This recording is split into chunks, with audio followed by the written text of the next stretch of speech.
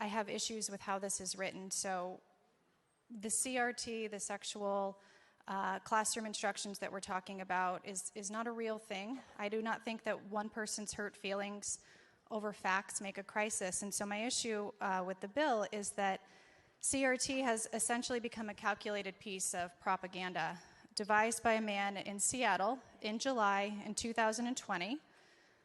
This man went on Tucker Carlson. He was then called 2 days later by the twice impeached former president.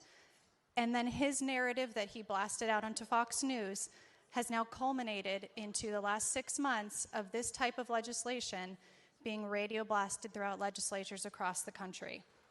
So I think if we want to discuss CRT, we should also discuss GRT, which is the white supremacy so-called Great Replacement theory that recently has been tied to the deadly violence in Buffalo.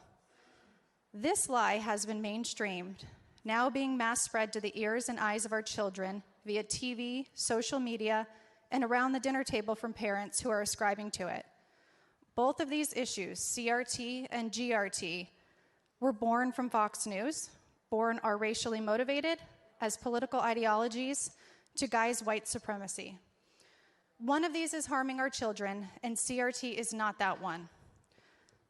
So in my freshman lens of coming down here and looking at these pieces of policy and the amendment that we're talking about today, I look, does this legislation help our state? I can walk out the doors of this building and go a couple blocks and see families with their children living in tents. If I go down there and ask them, do you approve or disagree, does this help or hurt your life, that we're debating how much we should fine schools, what context the legislature deems appropriate for our children to handle, and how much one class of parents should sway the narrative of our policymaking in this state, I don't think that they would agree with it.